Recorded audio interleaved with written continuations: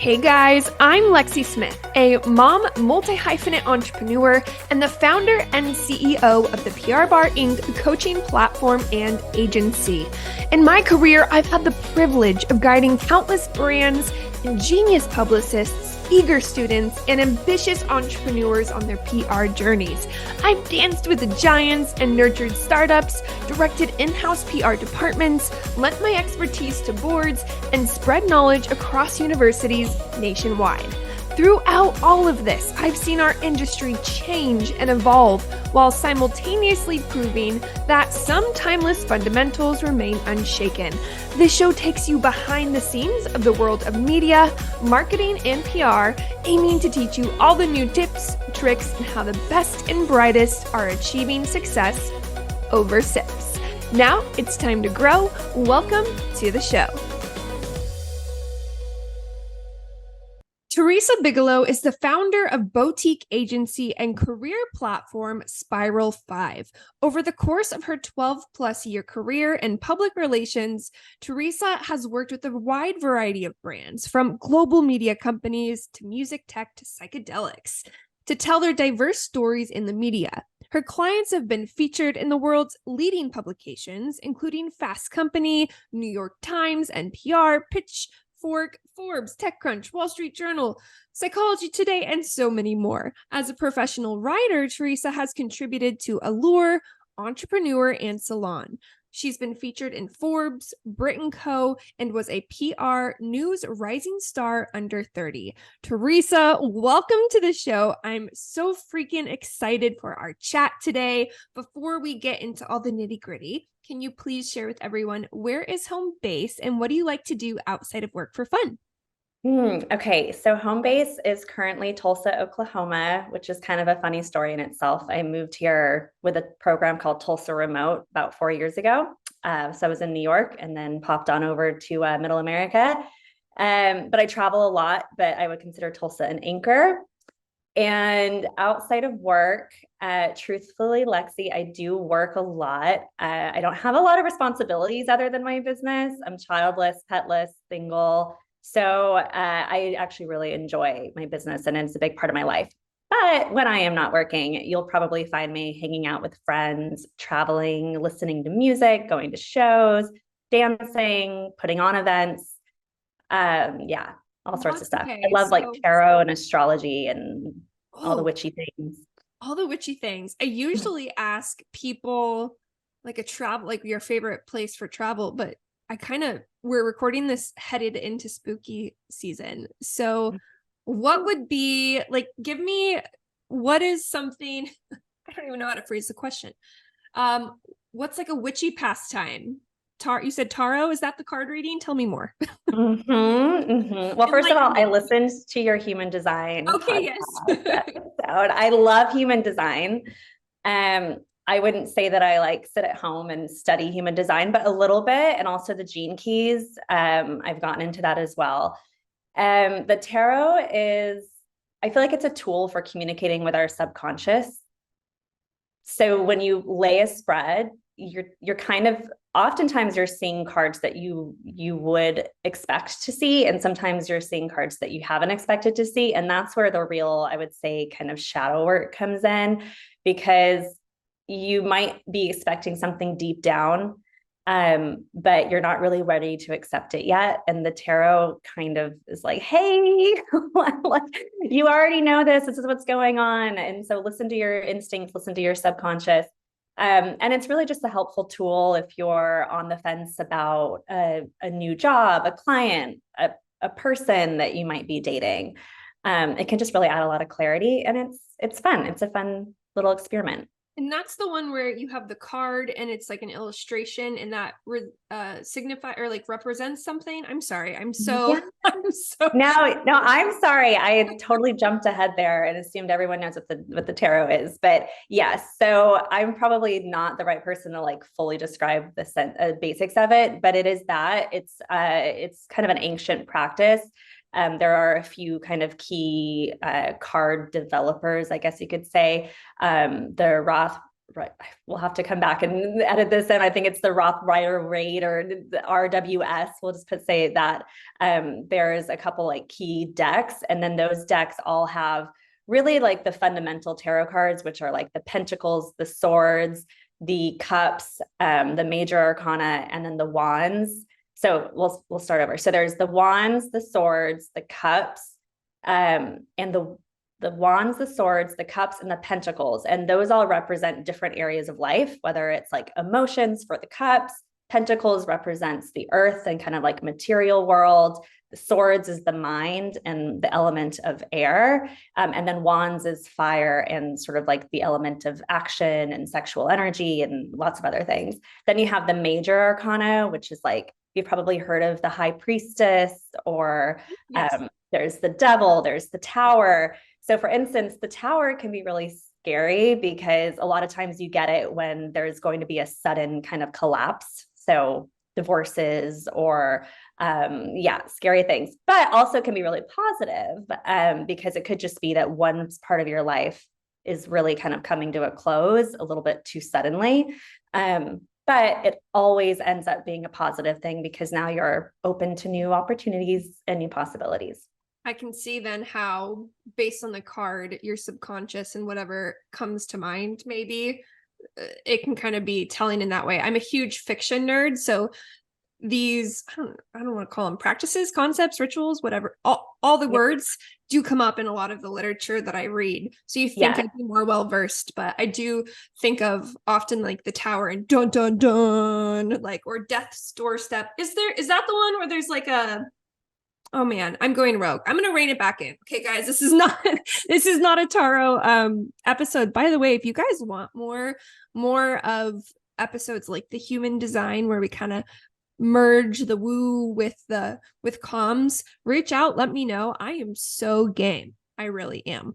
But speaking of expertise, to keep us a little bit back on track, I do want to transition into career cliff notes. So besides the witchy stuff, talk us through your career up into today in PR.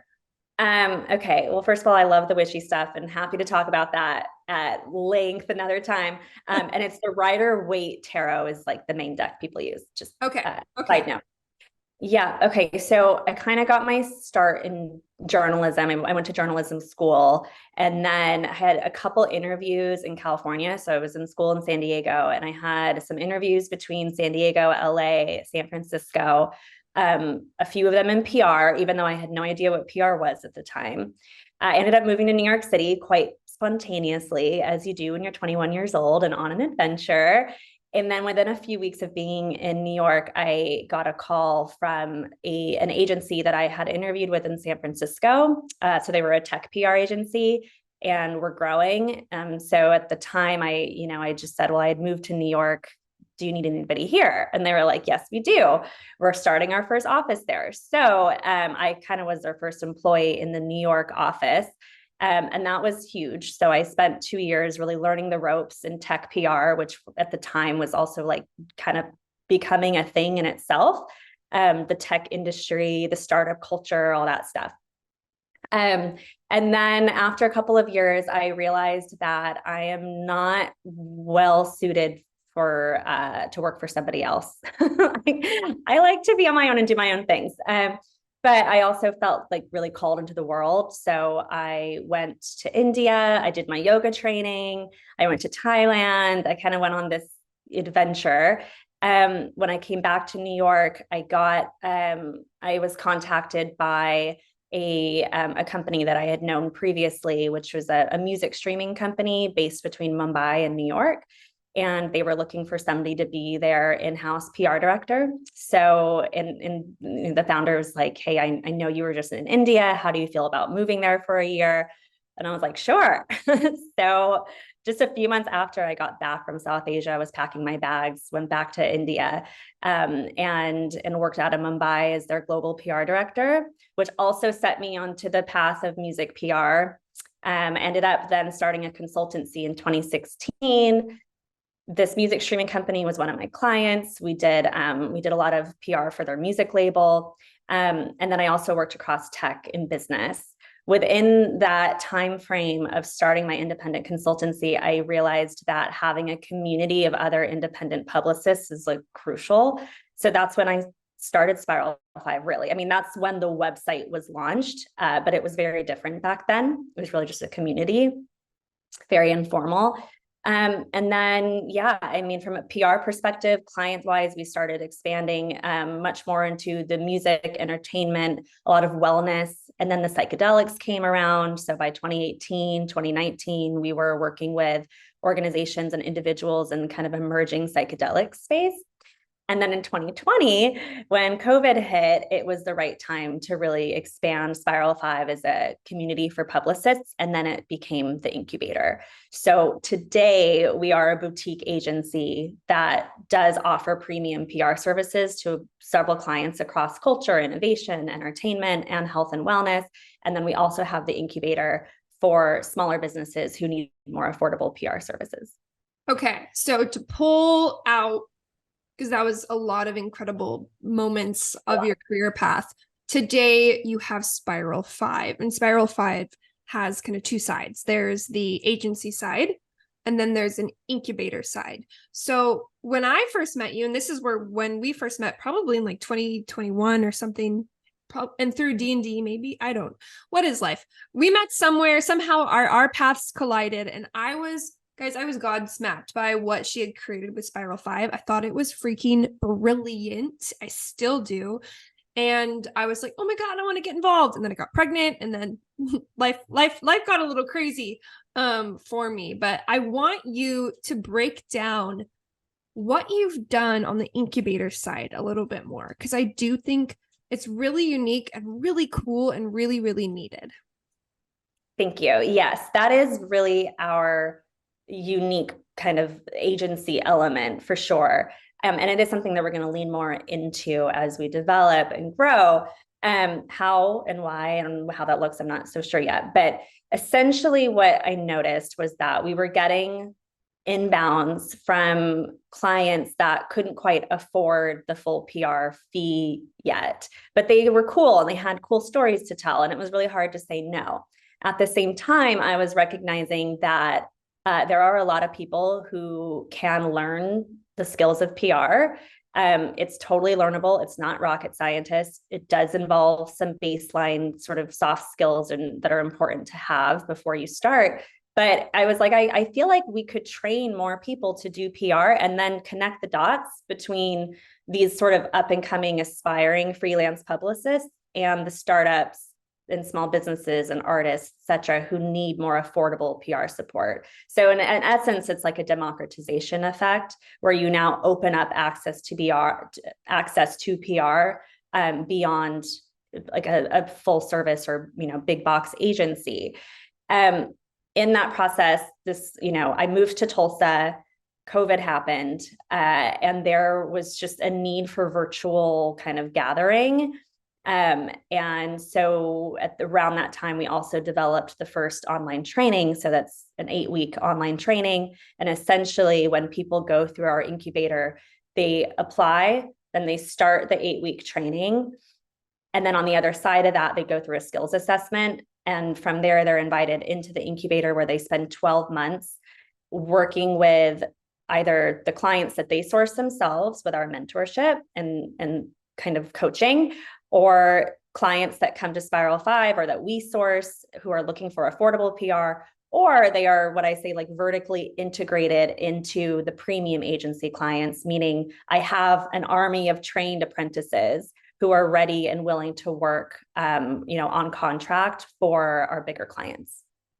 Did you know that I send out a community newsletter roundup every Tuesday, chock full of resources, free media kit downloads, event invites, journalist contacts, visibility opportunities. Basically, if you're not on the list, hit pause and sign up. It's super simple. Go to theprbarinc.com/newsworthy. That link is in the show notes. Okay, back to the show.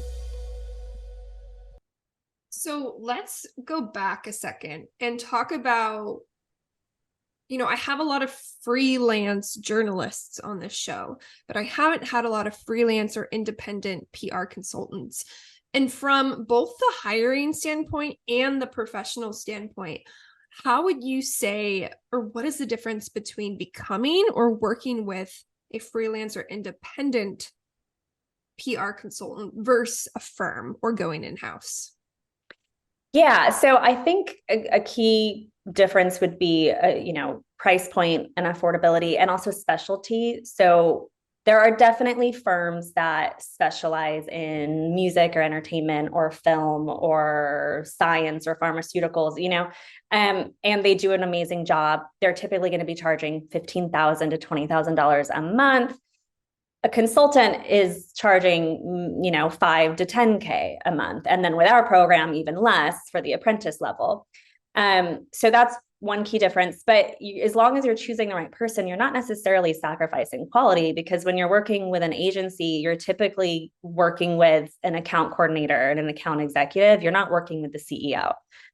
When working with a consultant, you're working with the CEO. So this person is the expert in themselves. And for whatever reason, she just, or he, they're not interested in growing a big firm. Myself included, I'm not really interested in having a lot of overhead, but the level of our clients do often require a team of some sort, which is why the incubator has been such an interesting kind of modular way of having an agency. But I would say the key difference is that you're working with an independent person, and then maybe they have an assistant or a couple people working to support them. It kind of feels more like an extension of your team rather than working with an agency.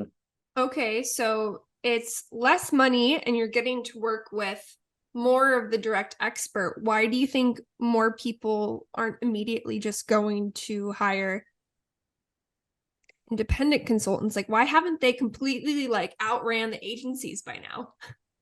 Right. I mean, that's kind of a big piece of our mission, is to democratize that a little bit. I think a lot of it is exposure, and there are so many independents that it would be a little overwhelming for an organization or a company to go find that perfect consultant. So your network is really important. Because once they know you as a PR expert in one field or one vertical, then you're much more likely to kind of get in the room for the RFP process than you would otherwise. And it goes for the same with agencies as well. I think a lot of the times that they get the RFPs is because they're just already known in the space, and they're at the events, and they're just present. The fun joke that I've said 500 times on the show is PR has bad PR, but maybe indie PR has bad PR in the sense of maybe just not enough people know about it. And yeah, I think to your point, like when you have a whole agency with, let's think of an Edelman, obviously a lot more people know about them than a great freelancer named Mary Jo in Texas, right? There's just not as much power or manpower behind it. And it doesn't carry as much gravitas yet. Unless it's somebody who's just like Tree Paine, right? Like unless it's somebody who's just, her name in itself is a celebrity. The agency's name and brand carries more gravitas, and that still does matter to a certain extent, but not for a lot of companies. That's only true of really, high level clients. It's not true for, the middle tier, where they might have great revenue, they're doing really well, but they don't necessarily need to spend $15,000 to $20,000 a month on PR. Okay, so in terms of when you're working with, and again, from both sides, if you're thinking of becoming an independent consultant and or you want to hire one, does the structure of how you work with them differ from an agency in terms of retainer? Are they more typically, we're making generalizations here, open to project-based work? Is it still retainer-based? What have you seen? I do think there's more flexibility with an independent, although most will still work on retainer, because it's the easiest way to ensure that everything's fair and that there's like an even exchange happening, because PR is, let's face it, it's very values based. Like we could get you in the New York Times within 3 months or 3 hours, and arguably it's more valuable if it happens within 3 hours. Not that that would ever happen. Let's set some expectations there. But you get the idea that it's, the value of PR is not based on how many hours you put in. So that's why retainers, monthly retainers are make the most sense, rather than any sort of like hourly or project fee. Certainly with an independent, there's a lot, they're kind of steering the ship on their own. So if a client does need to just do like, I need a press release out and a 3-month project for this launch, like the publicist can kind of review it and think, yeah, I could probably do this as a project. Sure, why not? Whereas an agency, it'll be a lot harder to have those options. Yeah, I think that's a great breakdown. I'm curious too, you mentioned earlier, kind of going back to your incubator, that as you're training the men and women and humans who are coming through your program, they go through a skill assessment. And I'm curious on what skills you think are important for independent publicists or just in PR in general these days to succeed. It's a really good question. And it's something that I need to refine. I'm looking to refine, but over like, let's see, we've done 2 official cohorts and 1 beta cohort. What I have discovered that we can teach a lot of the, the framework of PR, which our framework is right story, right people, right time. The right is always changing, of course. But you can teach people these kind of story ideation skills and how to write the subject line and all these things. What you can't teach people is how to get on the call with a client who's unhappy and how to navigate that phone call with confidence, with conviction, how to stay cool in a little bit of a crisis, how to, think on your feet, right? If something comes up in the news and you need to make sure that you're on top of that, you're reaching out to the client, you're kind of making them feel comfortable, you're handling the emotions of the client, the journalists, all the timing. So those types of things, it's like really hard to train somebody in that. And I've also found it's not so easy to identify those immediately. So part of the incubator process is a discovery process on, is this person a fit to stand on their own 2 feet as a freelance publicist? In some cases they're not. And in some cases with us, and in many cases, we have seen them flourish and they're probably, busier than I am with tons of clients and they're like thriving, which is always very exciting to see. But I would say, aside from being a good communicator and a good writer, which are crucial, it's being able to kind of go with the flow and be able to manage a conversation, tough conversations, with ease and grace. This is like a huge realization I've had transferably across multiple of my businesses, especially those who want to learn a skill set like maybe coaching or in this sense PR. They want to do the thing, but then there's the business ownership side of it, which I think a lot of this falls under the client relations. And like you have to put on your business hat that a lot of people don't realize, or maybe don't, when they're attracted to remote work or attracted to being their own boss, they don't realize that there's a list of more challenging things that comes with being your own boss as well. To your point, these difficult conversations, right? When you work for an agency or you work for someone else and you are an in-house team member, that doesn't mean you're void of difficult conversations, but you are void of some of the more business owner conversations. Yeah. So I think that's really, really important to talk about if you're sitting in a spot and you are someone listening right now who's in the PR field, who has been deciding, should you break out and go on your own? Don't just think it's as simple as, okay, now I'm just going to be my own boss. There's a lot that comes with it too. And as an independent consultant, that falls on your shoulders, which is where I think too, community becomes such a great resource for those in the independent publicist category. So can you talk a little bit more? You even mentioned way back when that you started to realize the power of community and importance as you became an independent. Let's talk about that. Why is community so important? How can other publicists support each other? And also, what are you doing with Spiral5 in that sense?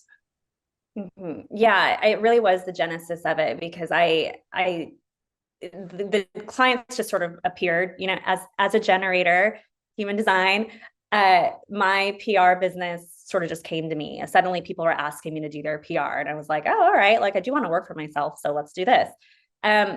And I'm like, well, I know how to do PR. I know how to, you know, even like expectation setting. Like I had managed clients before, but I didn't know how to set my rates.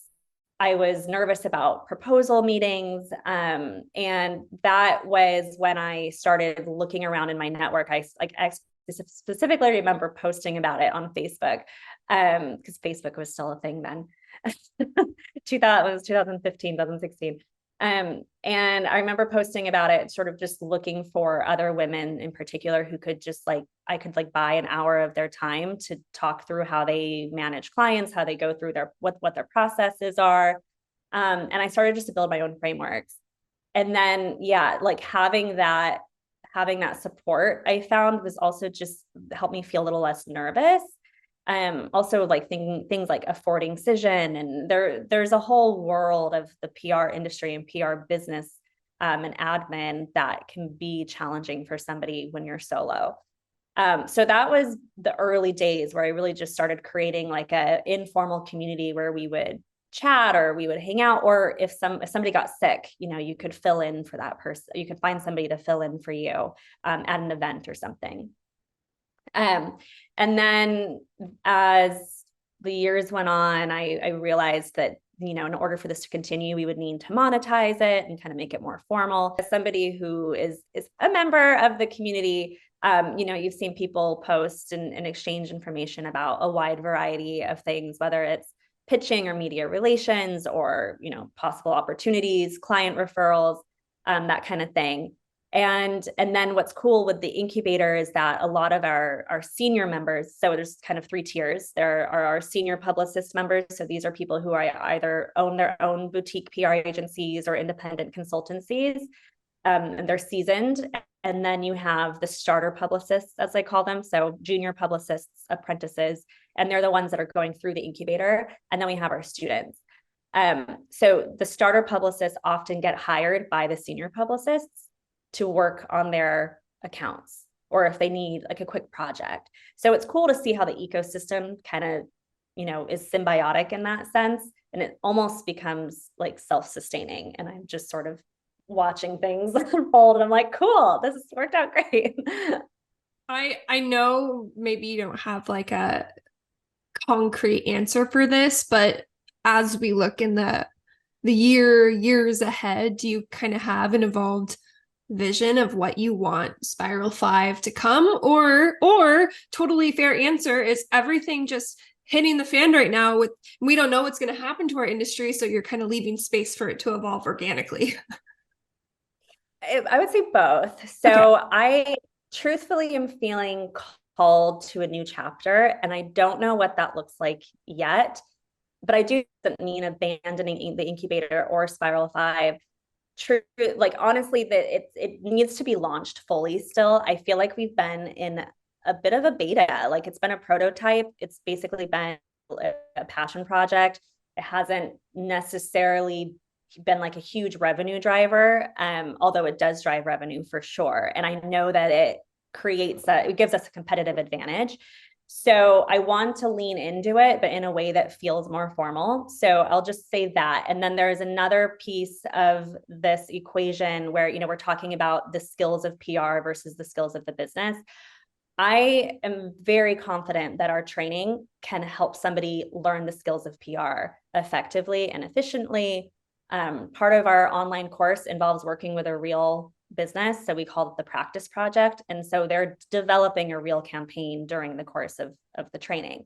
And that's been very effective. And so the enterprise play is to now work with agencies to help them train their incoming employees. And I feel very confident about that, because then we don't have to do so much of the like business training. It's like, here are the PR skills using our framework. So we are in conversations with, you know, recruiting companies and companies that are already kind of doing something similar to be able to implement our training in that capacity. But yeah, there's a lot of TBD. TBDs. Okay. And how can listeners, where should they go to keep checking back for the TBDs? Would you have social platforms? Is there a website you want to point them to? What's the best place? Yeah, I wish we were more active on social media, but website for sure, sign up for the newsletter. And I would say probably the most immediate and solid development will be the agency outreach and that product. So if anybody listening is interested in having an outsourced training or mentorship platform for new hires, you please do, send me an email directly. That's Teresa@spiral5.com. And yeah, we'll definitely be keeping our mailing list apprised of any updates. We will have a cohort most likely in January of 2024. Typically they launch in the fall, but this year with some conversations that are happening, we're going to delay it a little bit. So if you're interested in becoming a publicist, please also visit our website and you can go to the incubator tab and sign up to stay posted or even fill out the application if you're feeling called to. But yeah. And we'll put all those links in the show notes for those of you listening. Before I let you go, I have to ask, we haven't really talked Pitchin, but we've talked PR. What can we find you sipping? So what is your favorite beverage? And before you answer, I have to show everyone who's watching on YouTube, I am sick right now. So my beverage today is a nice glass of water with emergency in it. Well, today at 2:40 p.m. mine is also water. But okay, this is the question that I was like the most nervous for because it's so complicated, Lexie. You can have more than one answer. Can I? Okay. Yes. So I am such a huge fan and enthusiast and lover of mezcal, and I have been for years, like before it was cool.